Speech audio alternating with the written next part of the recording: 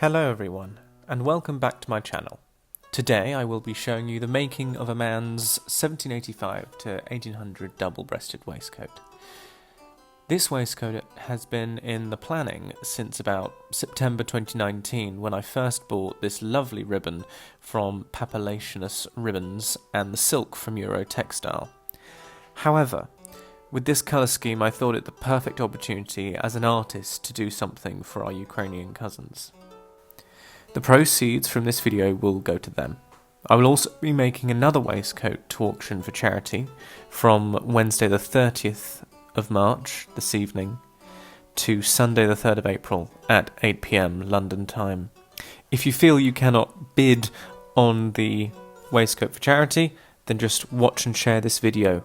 It's a way in which that we can just sort of raise funds and feel a little less useless. So, now onto the waistcoat itself.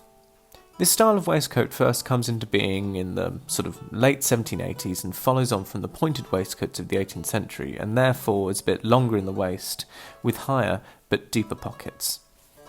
Luckily for you, there will be some nice bits of ASMR in this particular video, along with some nice music.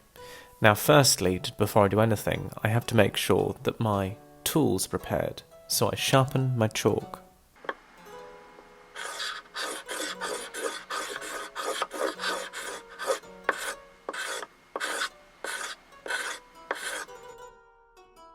I use a paper pattern that I have drafted and then cut into card as the basis for this. I cut it without seam allowance so that I can then cut it to different styles and different types of people for different sizes. Now here I am marking out the design using chalk onto the silk satin itself.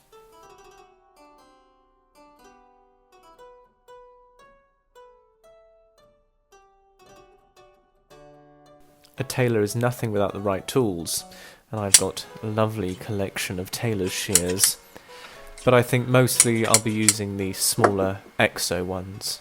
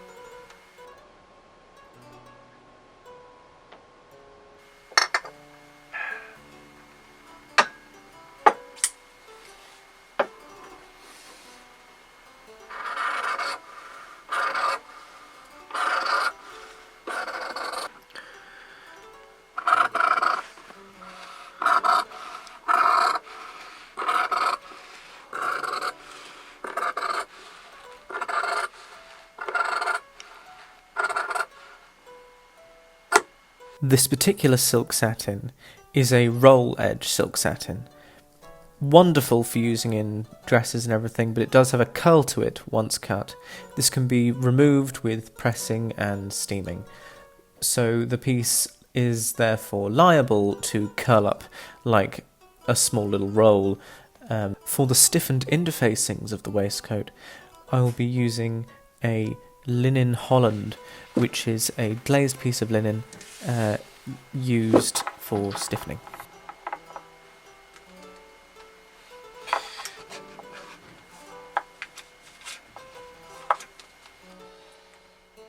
I only need to cut out pieces for the front edges, as these help create shape and give strength to the garment and allow it to drape as well as to hold its shape necessarily.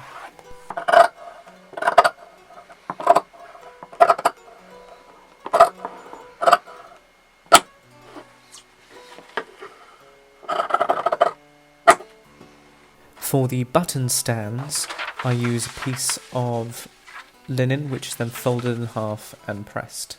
Normally I'd cut this from a thicker type of linen, but I thought with the silk I quickly changed last minute to using a thinner white linen. Here you can see the various interfacings laid out on the fabric. The edges I have already pressed over and basted down. It was a bit hard to film that process, so take my word for it. I'll go more into detail with a slightly easier fabric to be able to show you. And the good thing is that these basting stitches and everything can actually stay in place, even though the stitches show on the outside fabric, simply because this is all going to be covered by the ribbon edge. I'm just laying out the ribbon design to make sure it all works and balances out right and doesn't look too unbalanced.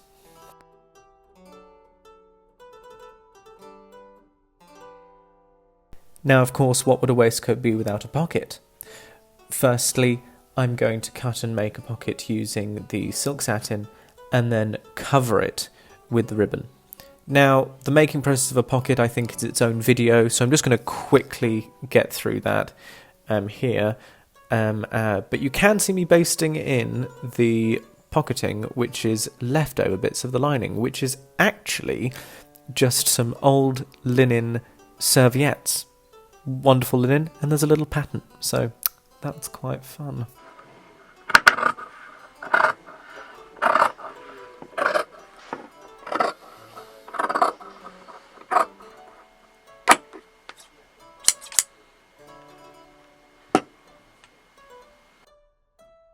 And as promised, here I am basting in the pocket bag sections of the pockets. These bits won't be seen, but these are the bits that basically make a pocket a pocket.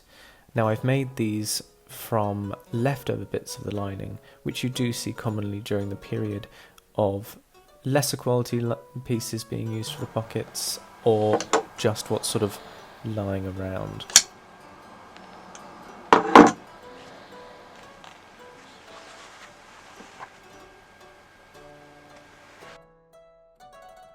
Once I have actually constructed the welt pocket, I then have to press and, of course, sew together the flap part, which basically makes the pocket opening itself. Here you can see me doing that.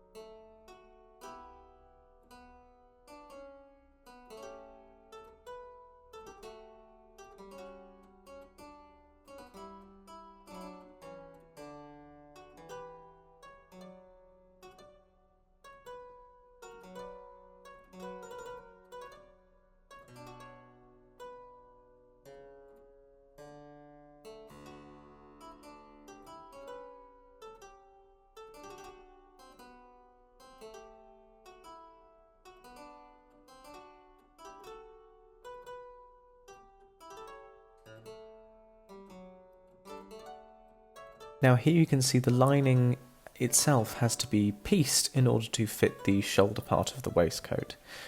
Linings and even some front parts of waistcoats, especially towards the sides and the shoulders, were often pieced.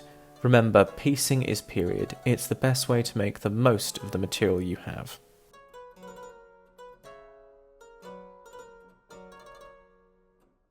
Now that that's all attached, I can begin to baste down the ribbon itself, ready to be sewn into place.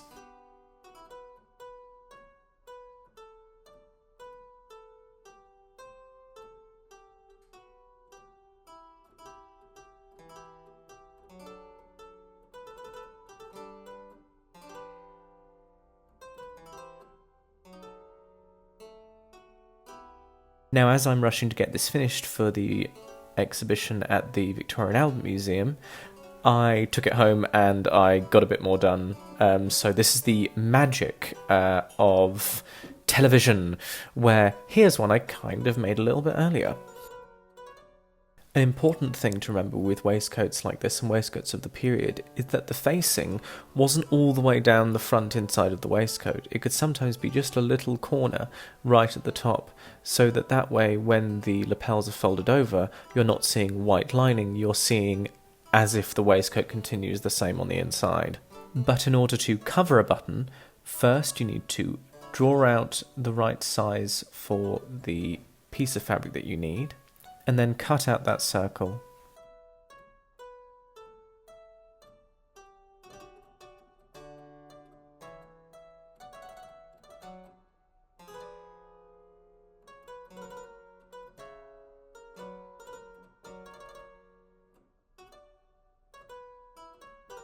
And then using a running stitch, run along the outside of that, and then pull tight with the button mould inside to sort of create a pocket and pouch, and then sew all the excess layers together, and you have created now a button.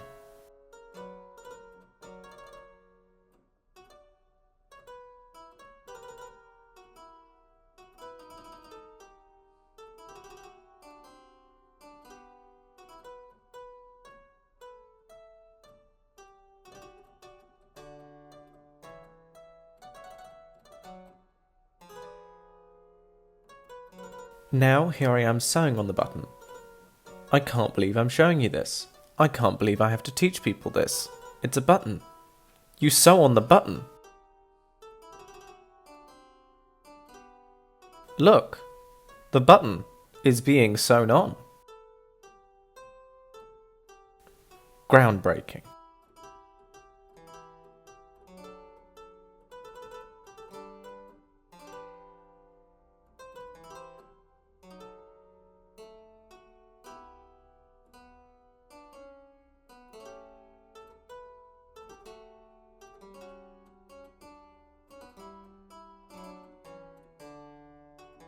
Another important part of the construction is that the button stands themselves, as they are across the body, need to be sewn into place.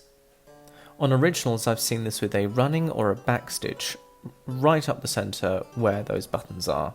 So here I'm doing a running back stitch, a running stitch between the buttons and a back stitch just when I get to the button. It helps secure everything down, and it stops the button stand itself just wobbling about inside, and keeps everything secure and together, and overall will improve the longevity of your waistcoat. The lining around the collar, shoulder and side seams are whip stitched into place to encase all the raw edges, and then on the arm size seam I'm using a running back stitch in order for speed as well as aesthetic, as well as of course for the back stitch to help give a bit of stability on this bias cut part of the waistcoat. There are two different sets of buttons on this waistcoat, one in self-covered and the other I've made some death's head buttons for, in order to sort of match the ribbon.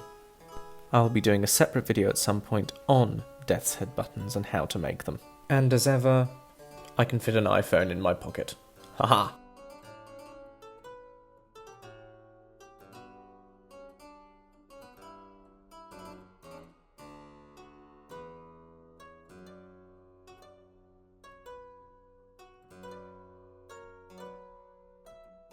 Thank you so much for watching.